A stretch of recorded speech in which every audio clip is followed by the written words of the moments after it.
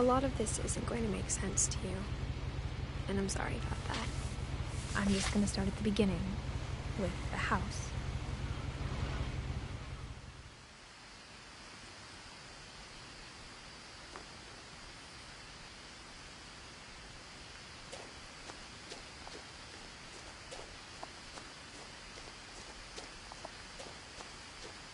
I lived here until I was 11, but I wasn't allowed inside half the rooms.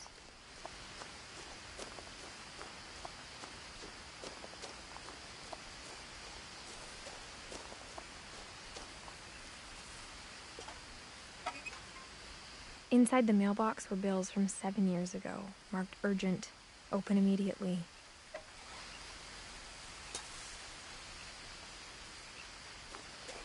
I hadn't been back since my brother Lewis's funeral.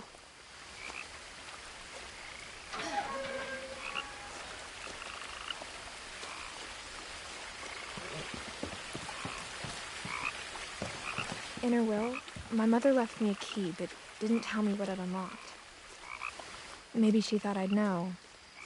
Or she thought that the mystery would be enough to bring me back.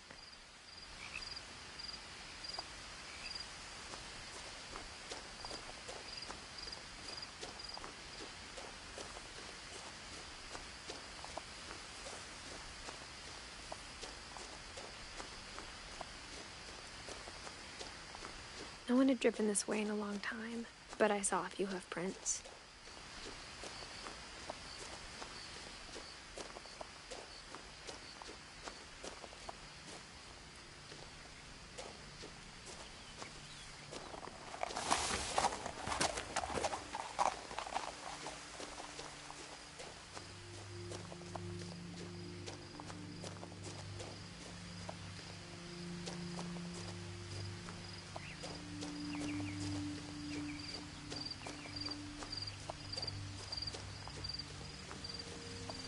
But now I had questions about my family that only the house knew the answers to.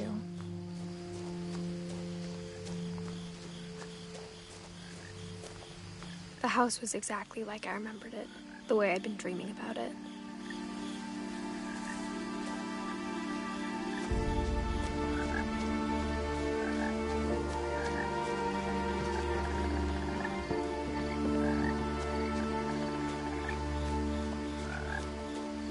As a child, the house made me uncomfortable in a way I couldn't put into words.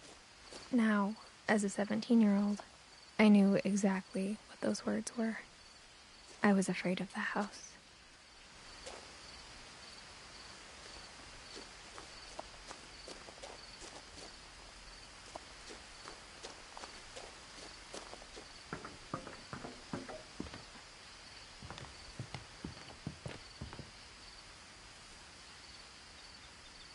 I hoped the key might unlock the front door. It didn't.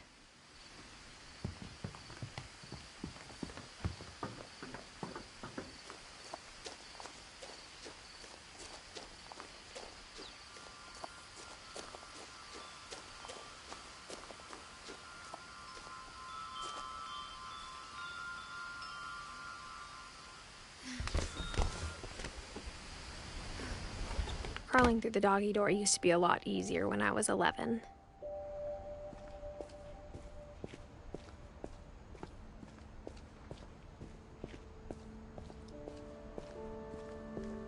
For the first time in years, I felt like I was home.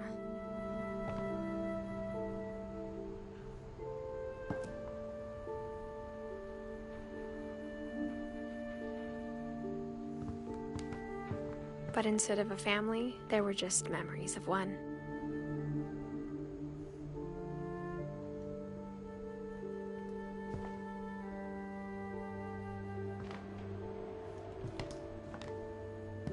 Like how after Lewis started working at the cannery, we all got sick of eating salmon. Except our cat, Molly.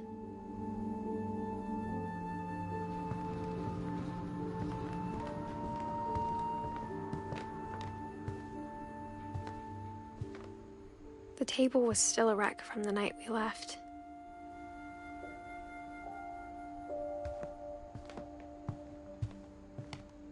Nothing in the house looked abnormal, There was just too much of it, like a smile with too many teeth.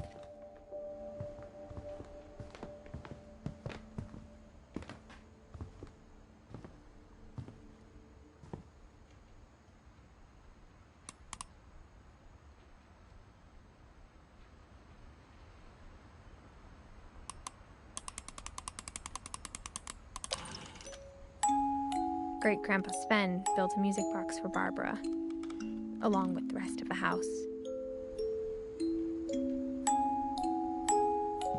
Mom always told me to stay out of the basement, so I wasn't too surprised when the key didn't fit.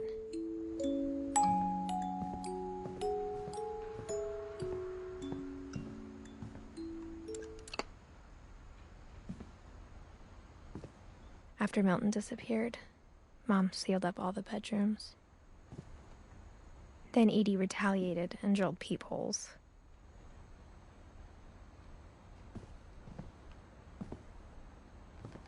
I spent a lot of time playing in Great Uncle Walter's room.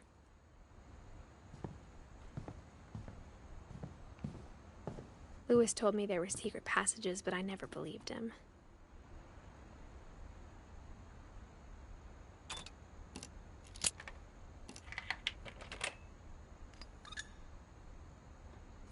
Turns out, my mom was really good at keeping secrets.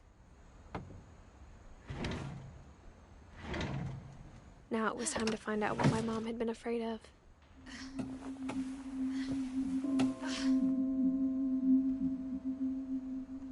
Reading this, maybe it sounds like I had a plan, but I had no idea what was behind that door.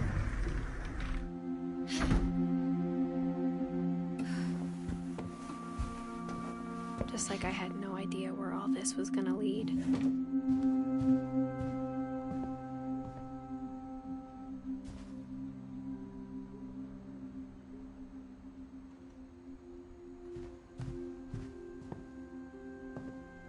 I grew up looking at Molly's room through the peephole.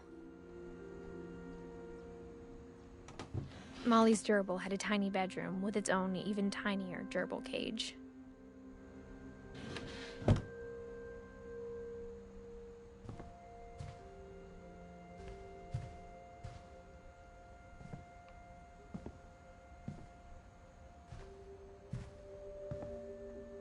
I got the sense Edie had spent a lot of time here. December 13th, 1947. Dear Diary, I'll be gone soon, but I wanted to tell somebody about what's gonna happen. It started when Mom sent me to bed without dinner. I woke up and I was starving, so I looked around for something to eat.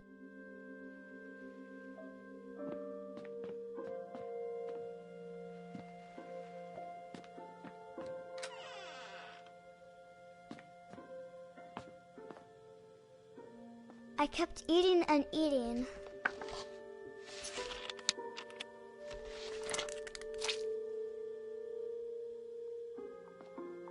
I ate a lot of things that night.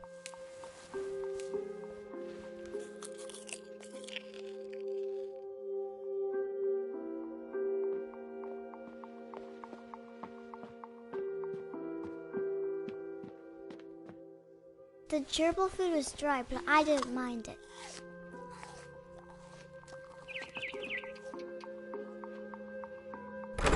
Mom, can I come out now? Sweetheart, it's late. Go to sleep.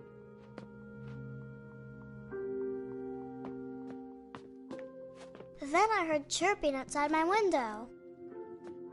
It was a barn swallow going back to her nest. I reached out for her.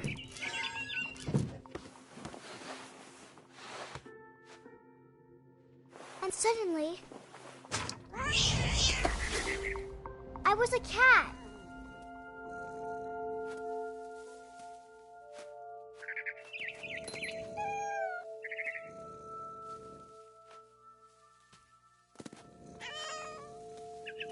I tried to be quiet, but the bird was really scared.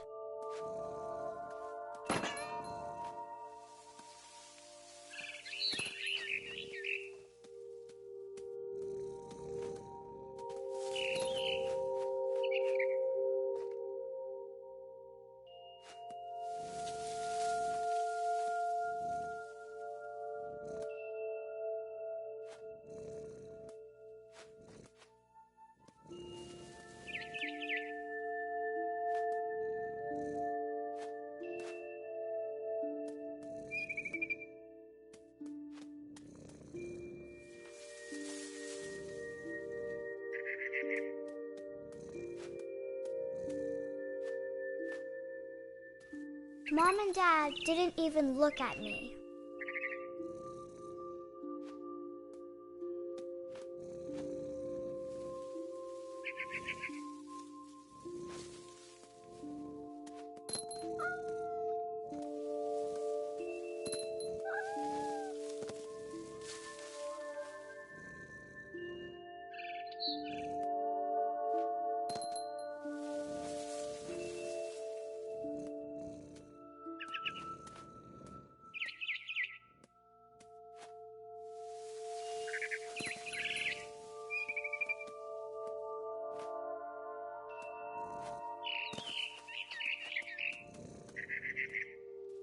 I jumped and I almost got her.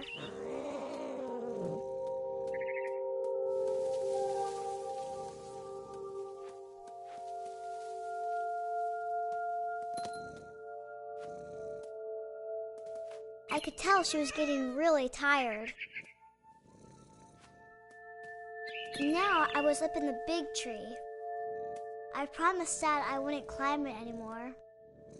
All I cared about was eating that mama bird.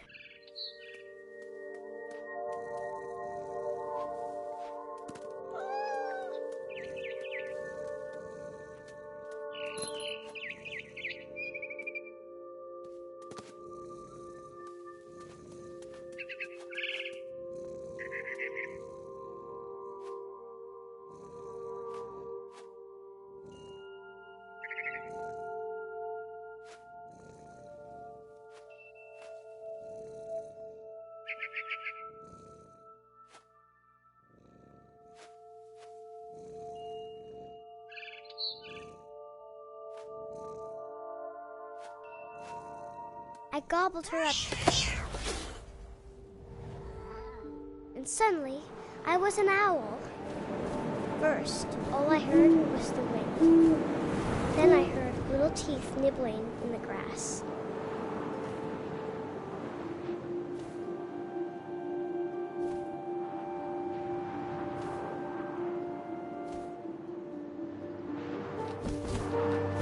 Rabbits.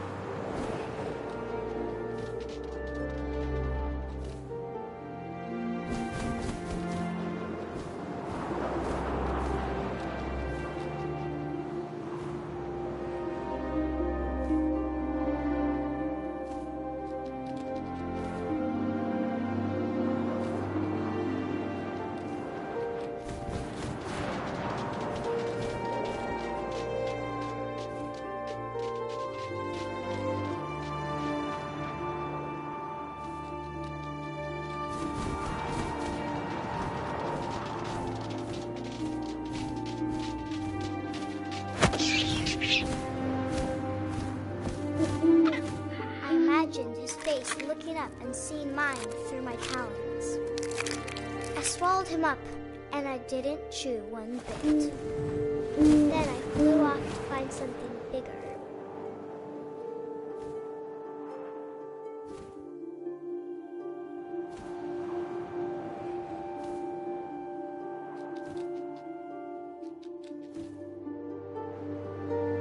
A mama rabbit.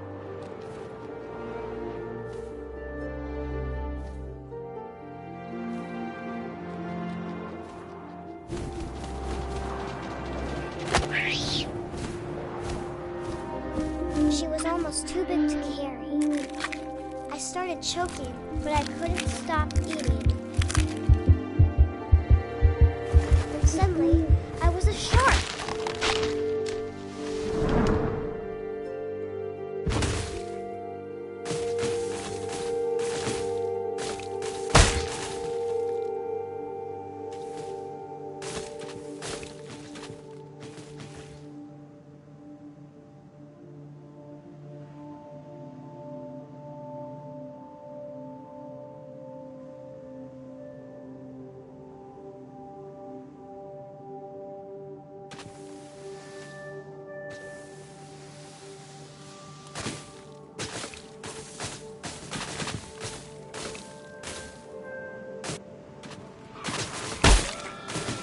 I rolled off a cliff and into the ocean. Now, I was hungrier than ever.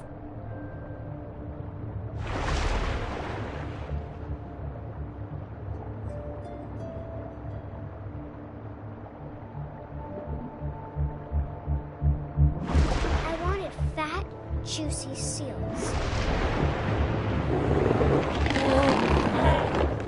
I tore off her flipper, and it tasted really good.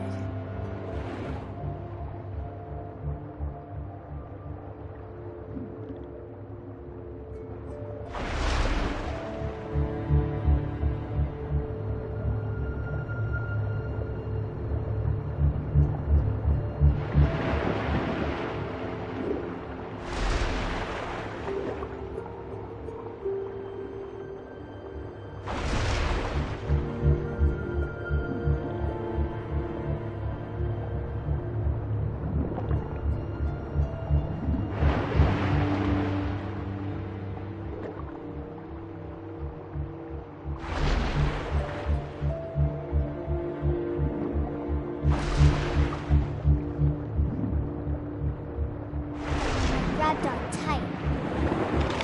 When I was so hungry, I jumped out of the water. When I opened my eyes, everything had changed.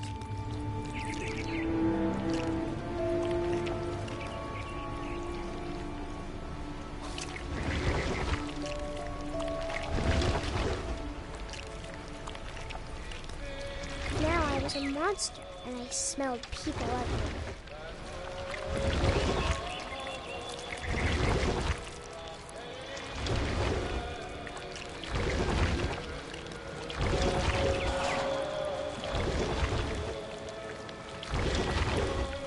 I was big, and I moved real quiet.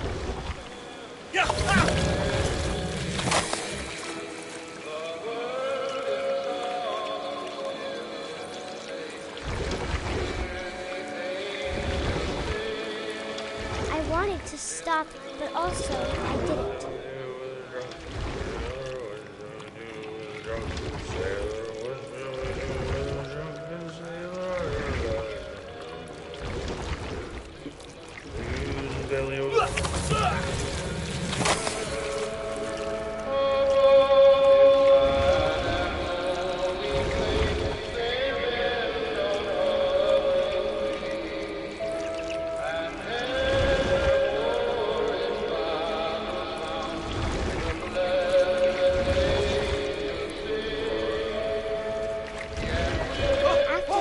Passenger, I was still hungry.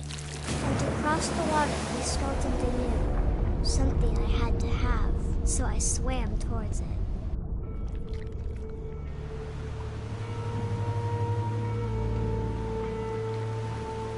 I slithered onto the sand, and the good smell went into an old pipe.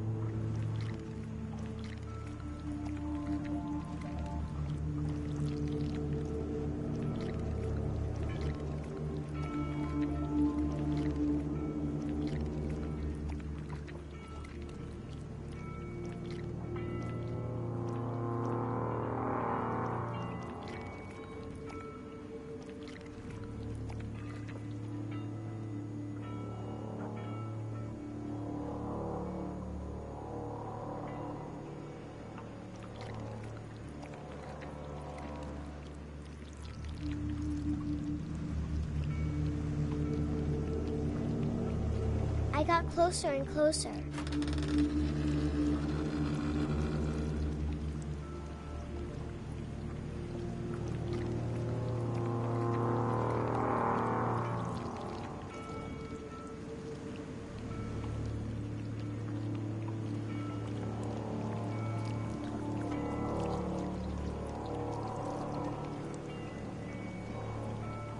All of my stomach started growling.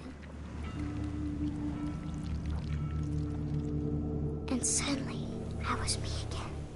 I held my breath for a long time, but I couldn't hear anything. I think it's waiting for me to fall asleep. But it's not going to wait much longer. It needs to feed, and we both know I will be delicious.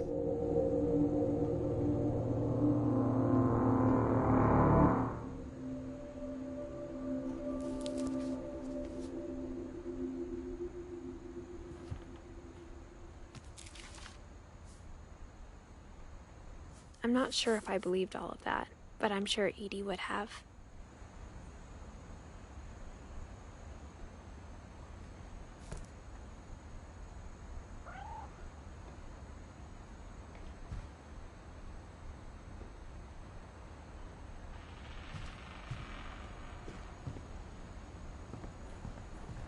I can't describe it, but I felt like some part of Molly was still here.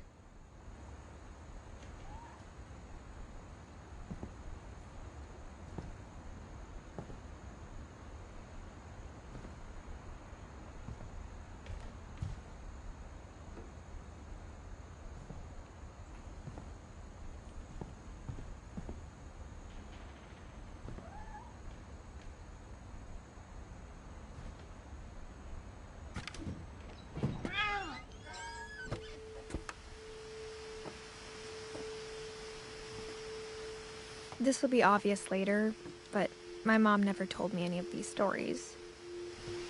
Edie would have, but Mom didn't like bringing up the past. Though, when we adopted a stray kitten, she was the one who named it Molly.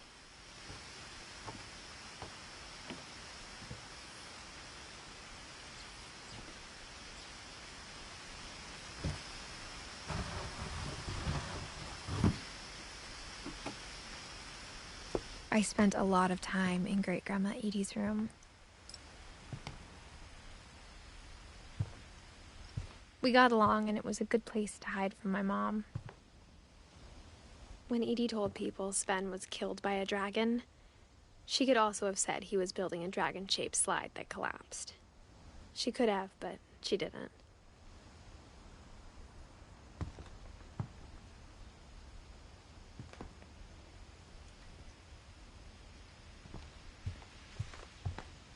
Her room was like a museum.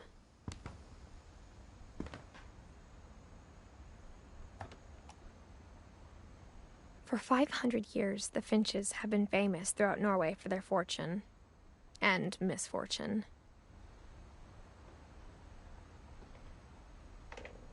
Odin Finch buries the latest victims of the family curse, his wife Ingeborg and their newborn son, Johan.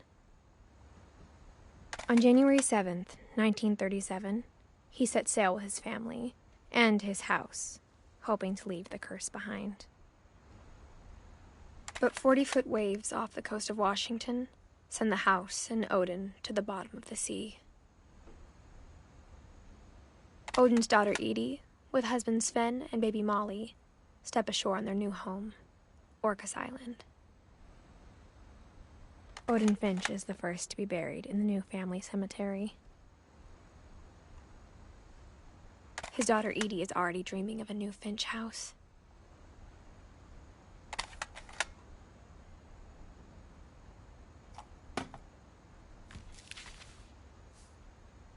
Whatever's wrong with this family, it goes back a long ways.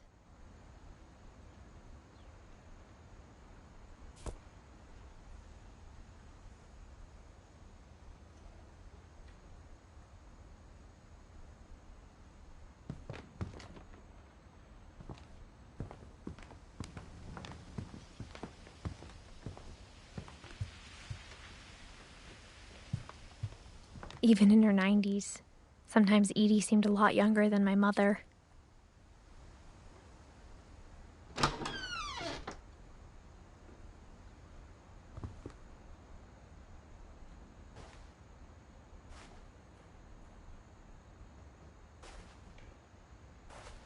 The only trace Grandpa Sam's first wife, Kay, left on the house was the pink bathroom.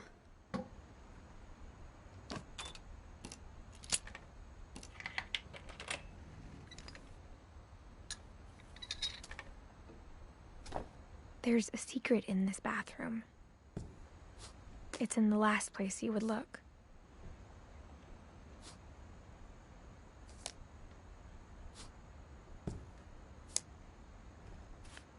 It isn't in the cupboard.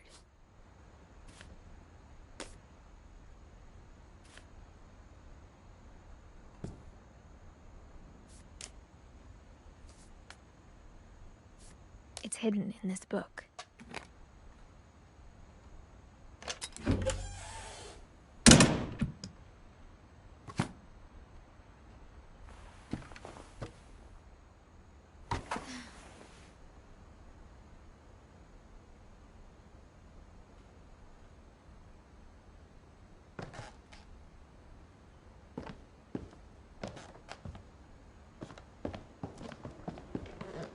From the paintings on the wall, it was clear my brother Milton had been here before me.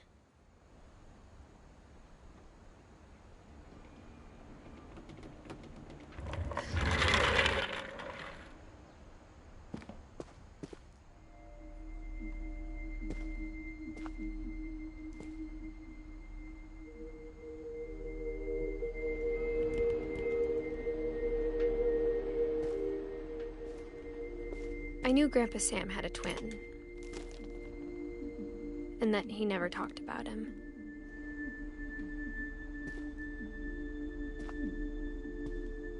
I guess my grandpa didn't like history any more than my mom did.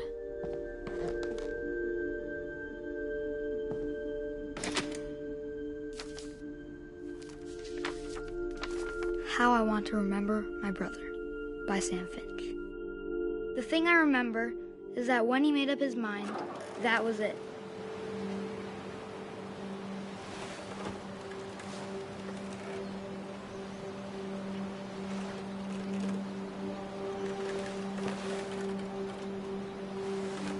My brother said he'd die before he ate another mushroom, and he did.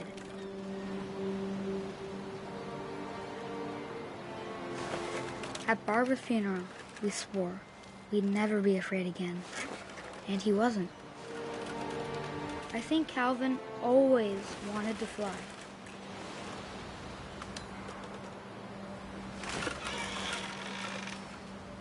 Sam! Calvin! Dinner's ready! Coming! But that day, he finally made up his mind to do it. I told him going around was impossible. Maybe if I hadn't said that. Calvin! I'm not gonna tell you again! Maybe if the wind hadn't picked up. Then maybe he'd still be here. But I doubt it. I think he'd already made up his mind. That's what I want to remember about my brother.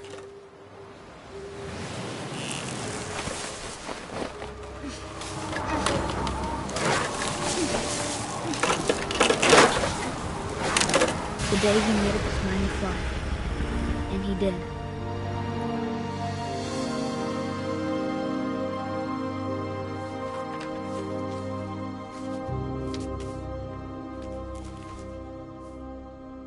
Calvin's story felt strangely familiar. When I was younger, I remember trying to do the exact same thing.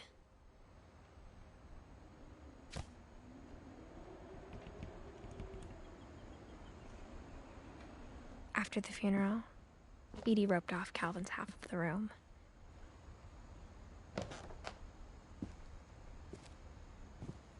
Mom said Grandpa Sam enlisted at 18 and never set foot in the room again.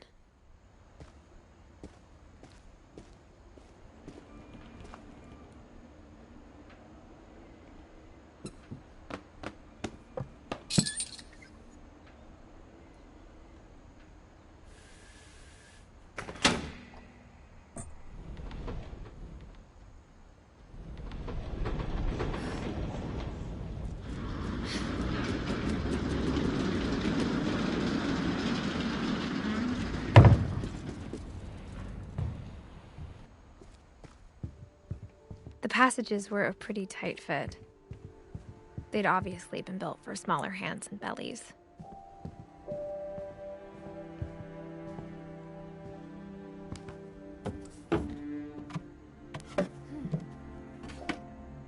Growing up, I always thought of Barbara as a child star.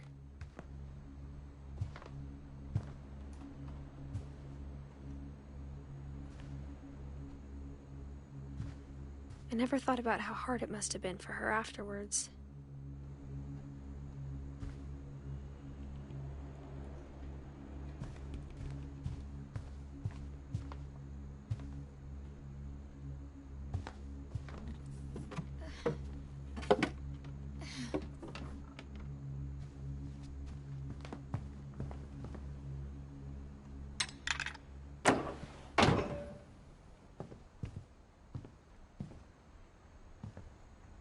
Edie's father, Odin, built the original house. Whenever people ask me about my family, the first thing they always want to know about is Barbara.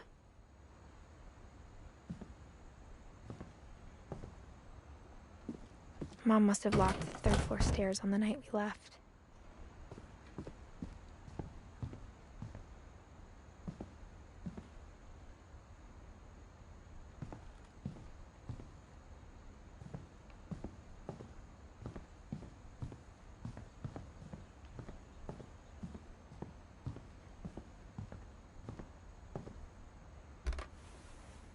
Barbara was a child star for 2 years, until America grew out of it.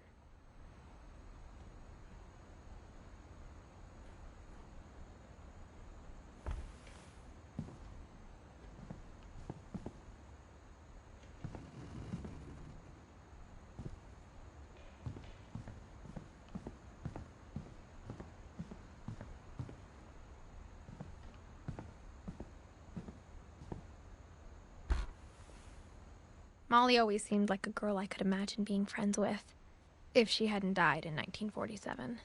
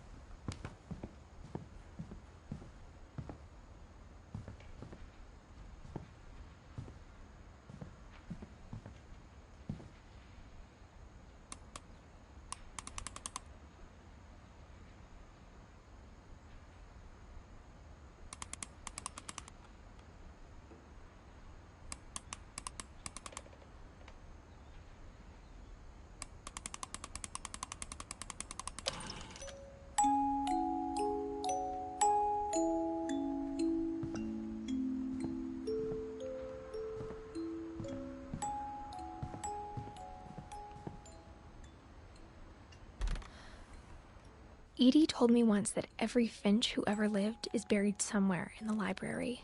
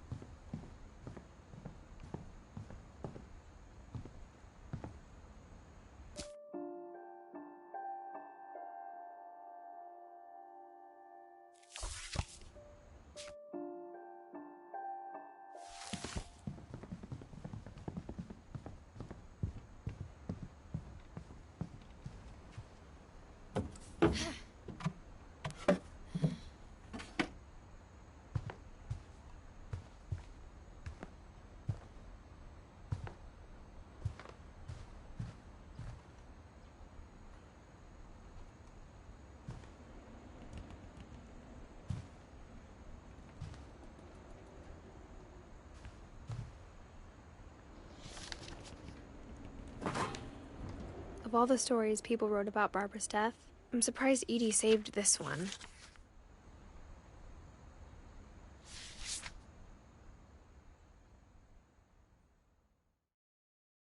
Old Jack here with another ghastly tale inspired by America's most unfortunate family.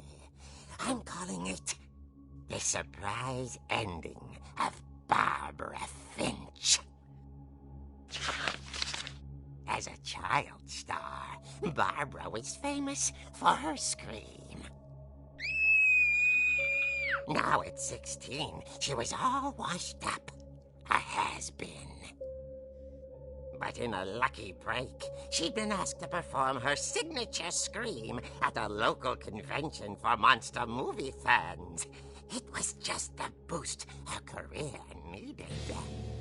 Unfortunately, her scream hadn't aged well. Getting better. I think you just need the right motivation. Her biggest fan and current boyfriend, Rick, was about to demonstrate when... Now that was a great scream. It was Barbara's father, Sven. He'd slipped into a table saw and had to be rushed to the emergency room. So Barbara got stuck babysitting her youngest brother, Walter. Her convention comeback was cancelled.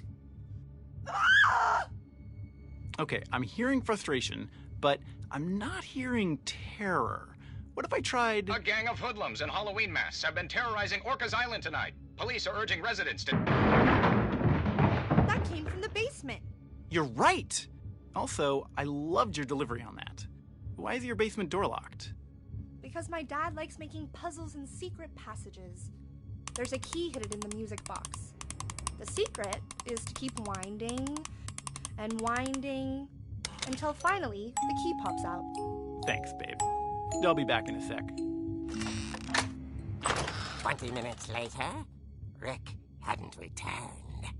So Barbara went to look for him, right on cue. She reached for the music box.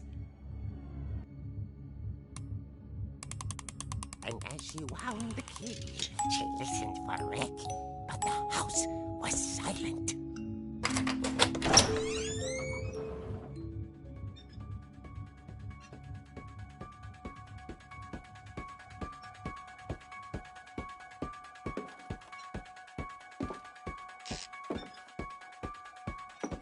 She found Rick's crutch and imagined the worst.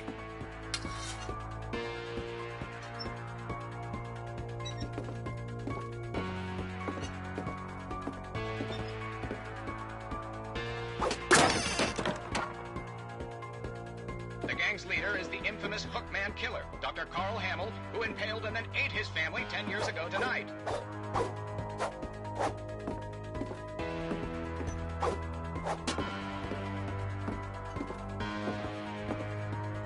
The old fridge rattled and grew still.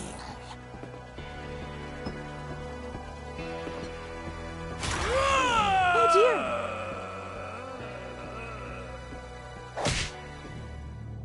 Oh! Rick? Barb, relax. I was just trying to scare you to help you find your scream. Well, I'm not scared, Rick. I'm furious. Then act furious. All I'm getting from you now is that you're hurt and confused and you're... She threw him out, but she kept a little something to remember him by. Barb, have you seen my other crutch? And she was still holding it when she fell asleep watching the late picture show. Hours later... Barbara! Walter, what's going on up there? Ah! Okay, I'm coming up, but if this is a trick, you're dead, Walter.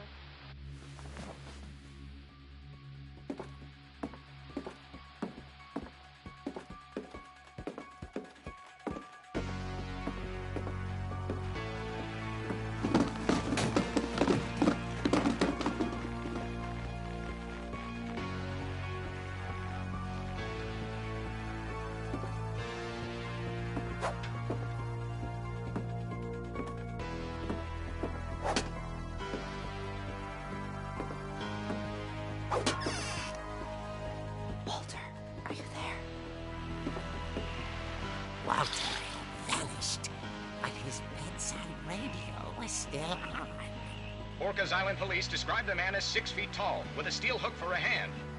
Residents are urged to lock all doors and windows and notify the police of any suspicious activity. Barbara turned, saw the hook man, and was speechless. He was quite smashing. And he was. He couldn't get enough of Barbara. Okay, Barbara, there's gotta be another way out of here.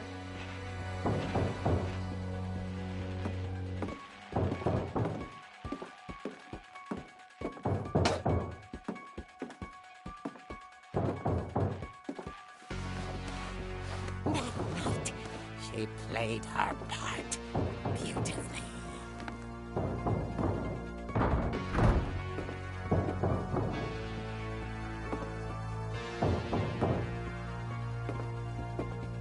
She thought about abandoning Walter, but just couldn't do it.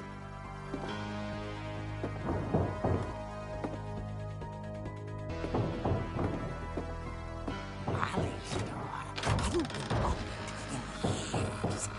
The hinges groaned.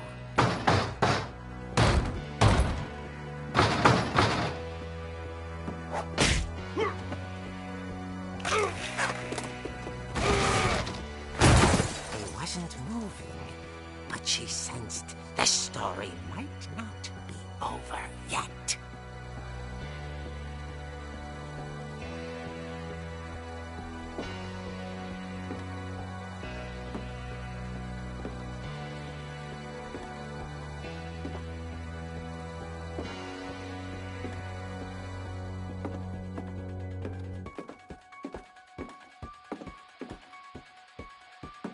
The hookman had vanished.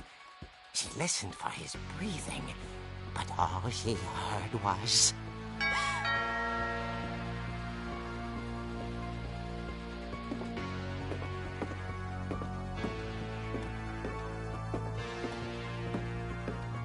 At the door, she heard whispering. It was coming from inside the house.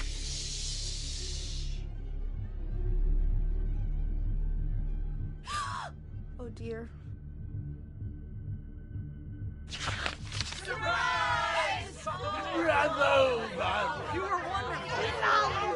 The monsters had come to surprise her. For Barbara, it was a dream come true. Then she saw what kind of monsters they were, and she realized what was about to happen. She was going to be famous. And with her final breath, Barbara Finch gave the performance of her life.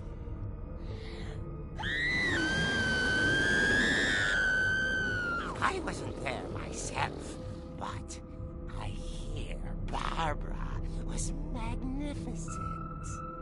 Poor girl. She had a taste for stardom. But unfortunately, so did her fans.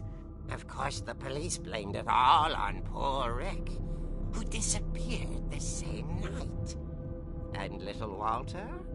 Hiding under his bed the whole time. He took it all pretty hard, but that's another story. As for Barbara, tucked inside the music box is all they ever found of her. Her ear. Now that's what I call a real eerie tale.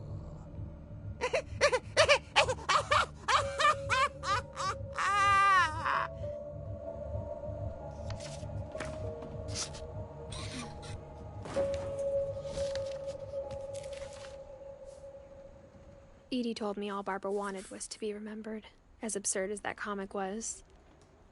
Maybe what Edie saw was a happy ending.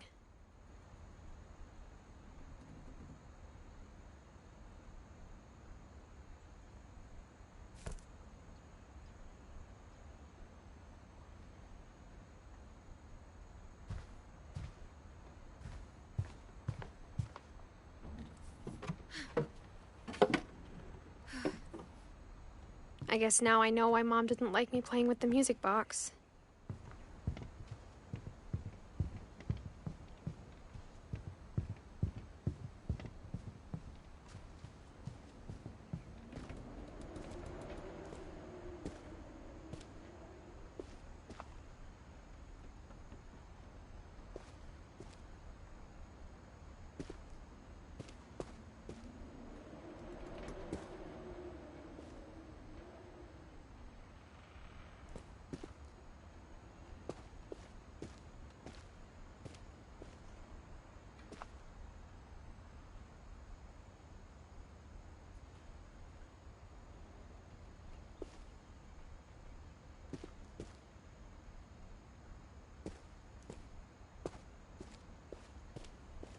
It's funny.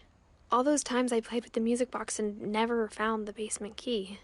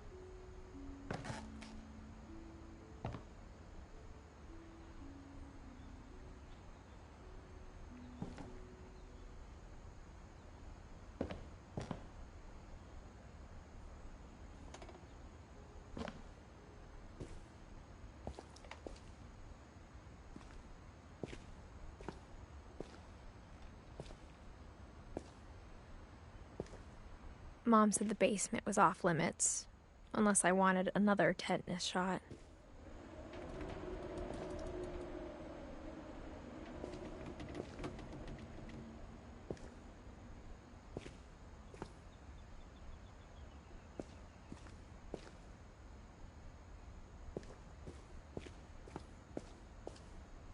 I saw Edie sneak down to the basement once, carrying packages.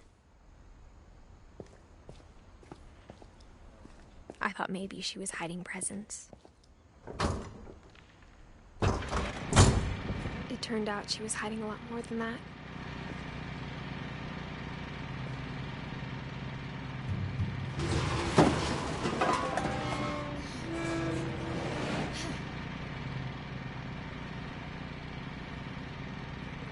I remember asking Mom once about where Walter had gone.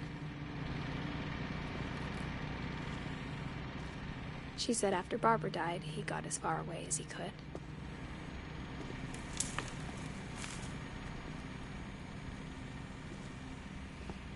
If there's a pattern in all these stories,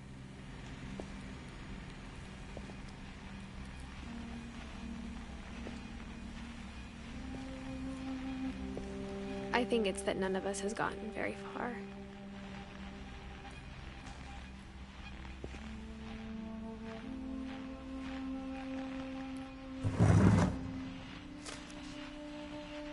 Goodbye, everyone. I can't believe I've been down here for 30 years. On that first day, after the shaking started, I didn't think I'd survive a week.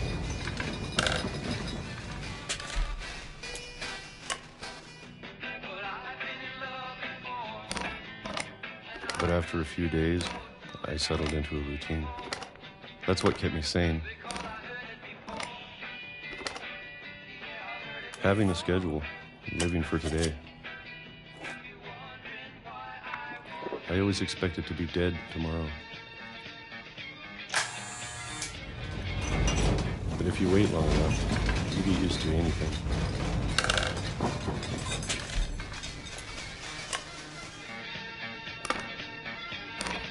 Even a monster on the other side of the door starts to feel normal. Almost friendly.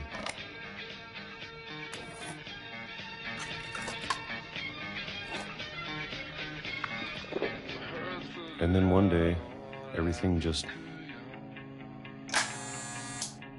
stopped. Whatever that thing was, it was gone. Maybe it got tired of waiting. Or maybe I just got tired of being afraid.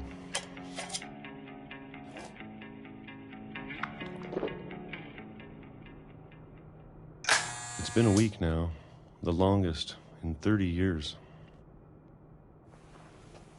I'm done waiting. I have to leave while I still can.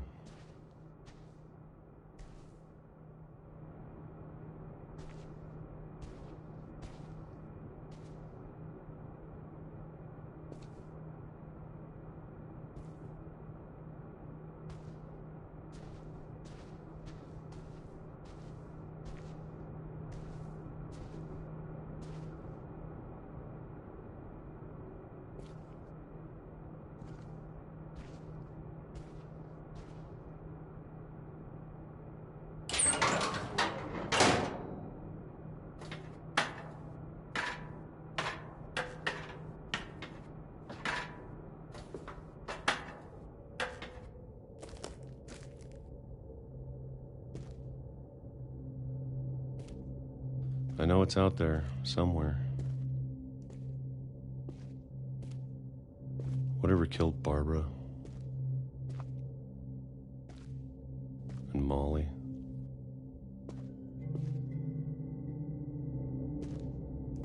and Calvin.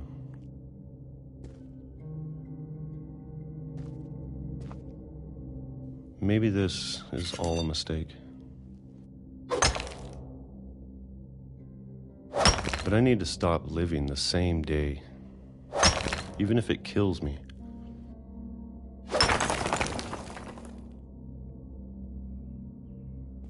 Whatever's out there, I want you to know I'm ready for it. I'm going to appreciate all of it, especially the food. I don't mind if I only have a year left, or a month, or a single week.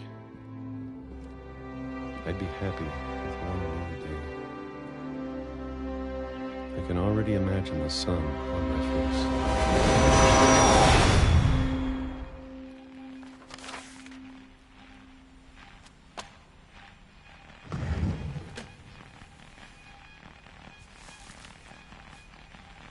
Walter died when I was 6. I can't believe my mom never told me he was down here.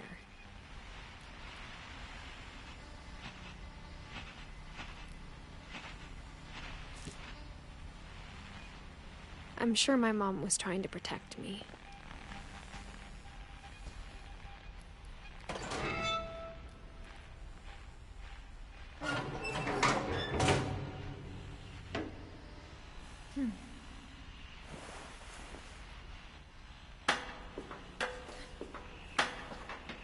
Maybe she was afraid I'd end up like Walter. But if she never told me about an uncle under the house, I can only imagine what else she was hiding.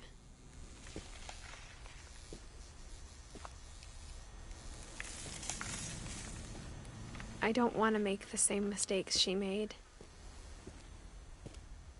Trying to bury something that's still alive.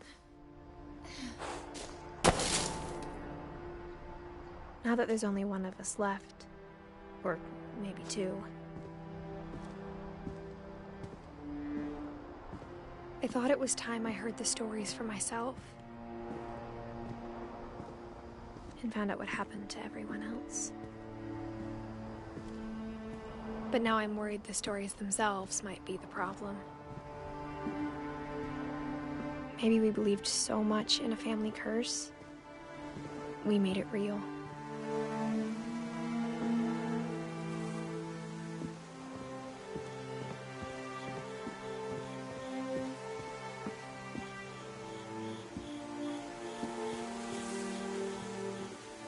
I don't know if I should even be writing this.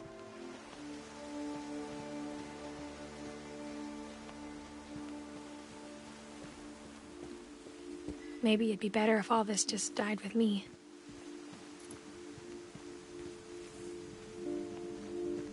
But I thought you should know about your family.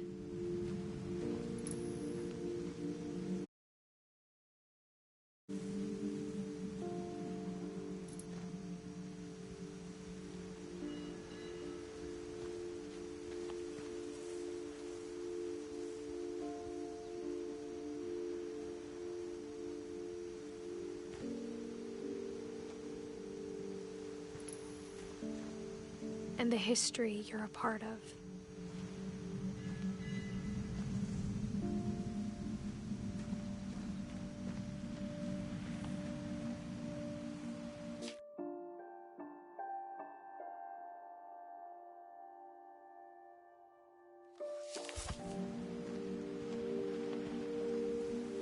Though to be honest, I feel as lost as you probably do right now.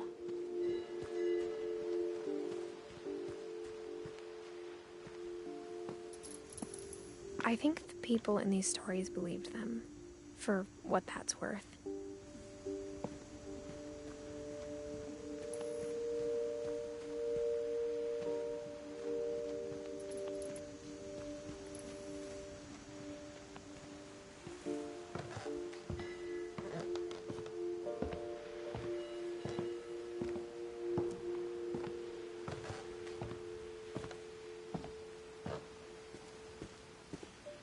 And when you look at the house, that history of imagination and stubbornness and madness, any of it seems possible.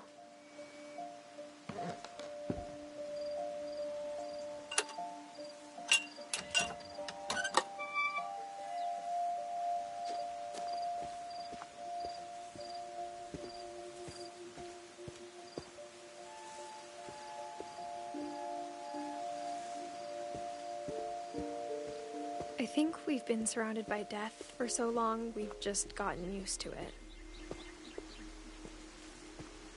What kind of family finishes building a cemetery before starting the house?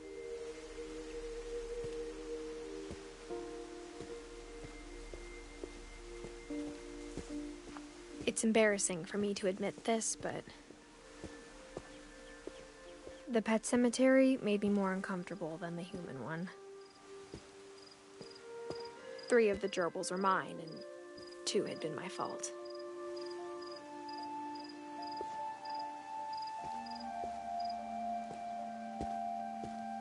Sven built the house, but it was Edie who designed the cemetery.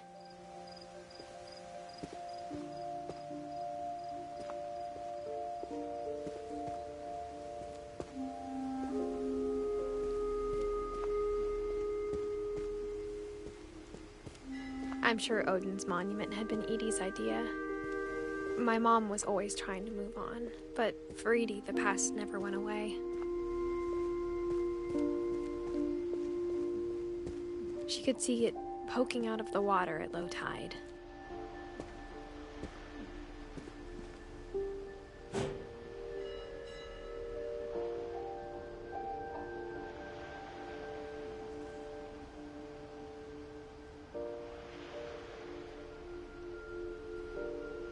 Edie said she dreamed about the old house every night.